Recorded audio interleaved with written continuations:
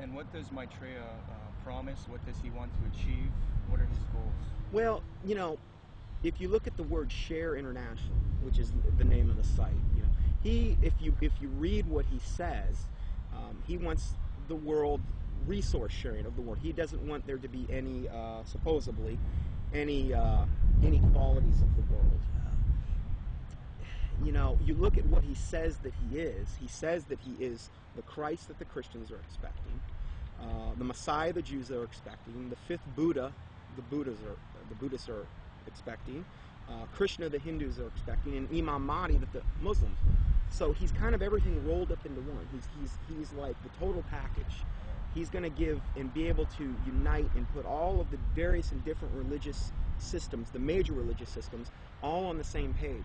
And the Bible says that when the Antichrist comes, he's going to come with all lying power, signs, and wonders. And he's going to deceive the whole world by which the miracles that he's going to do. So he's taking credit for every single miracle that's going on right now, whether it's a Marian apparition, which would be to him the ascended Master Mary, because he's got a whole band of masters that he's going to be coming with. And so he's taking credit for everything. Every miracle that you're seeing going on in the world right now, whether it's a Catholic miracle, whether it's some type of energizing of water, whether it's some bleeding statue, whether it's, some Hindu miracle, crosses of light, they've seen those in different and various churches. He's taking credit for all of that. And I think what we're going to see and what he says we're going to see, in fact, I just read this in their last report, Benjamin Kremitz said also with the UFO sightings, he says they're going to increase up until the time when he makes his emergence. And he's going to come on the scene. He's going to be able to explain all of this and try to put everybody on the same page. My personal belief is that the Antichrist, or the world teacher, will seem to actually be Christ, in the sense that he will seem to destroy some old system and some old bad leader. And I think that it will somehow be tied to, I don't know, this is my guess, but it will somehow be tied to some sort of fake or alien invasion or presence of some sort. I don't know if Maitreya fits all those characteristics, but I wouldn't doubt it for 1 minute if he was. My personal opinion is that Krim is somebody who is being talked to by entities and is doing what he's told to be doing. But you have to understand, a lot of times with people that are channeling entities like that, they oftentimes do and say things that don't come true, because the demons themselves don't know when. They're still on a timeline that they can't tell when something's going to happen. So they're always keeping something ready to happen in case when they finally can. So in the case of that, like if you look at the Blossom Goodchild thing and these ideas that were consistently put out by channeled entities and things, it never came to pass because they don't have control over the timeline. They just have to always be ready. According to Share International and the Swahili edition of the Kenya Times, Maitreya made an appearance June 11, 1988, to a local congregation in Nairobi, Kenya. The editor of the Swahili edition of the Kenya Times, a veteran journalist named Job Matungi, witnessed the event and took some pictures. A summary of his article as it appeared in his newspaper is as follows, quote, "The tall figure of a barefooted, white-robed and bearded man appeared from nowhere and stood in the middle of the crowd. He was walking slowly towards the new church building, away from the tent. Mary walked with him side by side.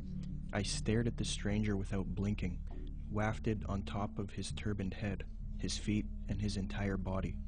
In clear Swahili, which had no traces of accent, the strange man announced that the people of Kenya were blessed, especially those who had gathered at the venue that afternoon. We are nearing the time of the reign of heaven, but before that I shall come back and bring a bucket full of blessings for all of you," the man said.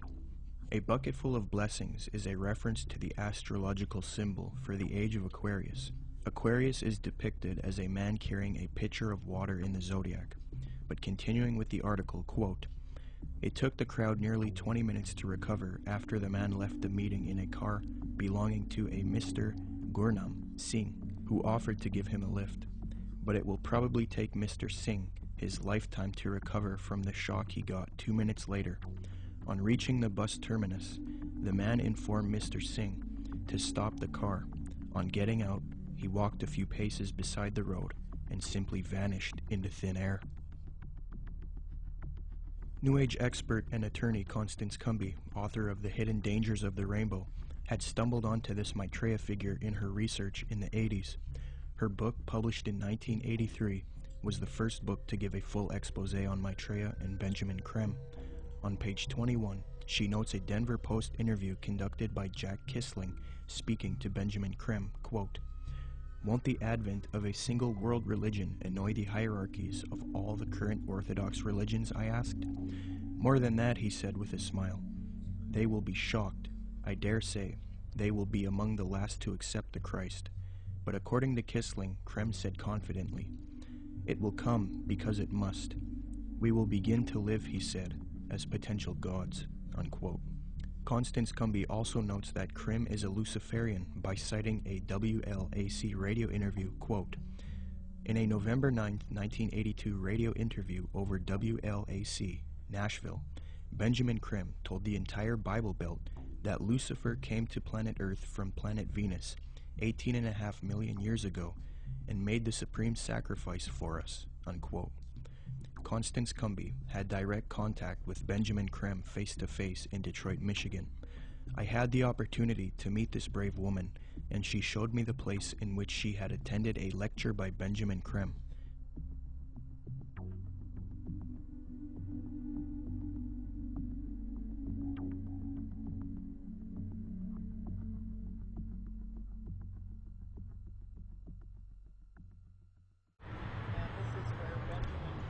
Spoke to a packed crowd November 4th, 1981,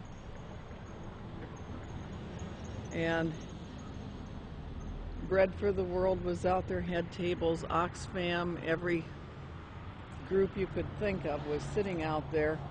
They were passing out brochures. The brochure is reproduced in both of my books. Benjamin Creme came in. He opened, he gave some kind of a hand signal that looked something like that. And I thought at first he was waving to somebody, but the crowd appeared to flip into a trance. And then he started speaking, and he was rotating his head. I can't even come close to, it was as close to a 180-degree spin of a head as I've ever seen. How his head didn't snap off, I'll never know. And then he started talking and laying out what they were doing, and the crowd was thoroughly under several degrees of hypnosis.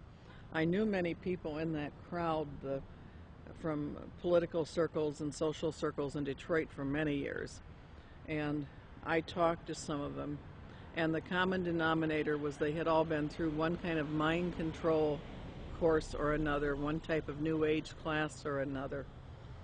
I talked to a fellow behind me, Al Banks, and I said, he was a film producer doing much of what you're doing now. And I said, "Al, I know what I'm doing here tonight. What are you doing here?"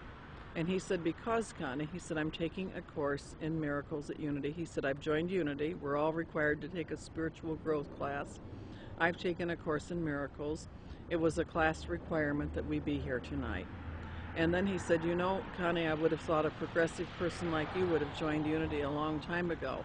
Well, then I started explaining to him exactly why I haven't, and he snapped, the glaze snapped off his eyes for a little bit. He thanked me for telling him.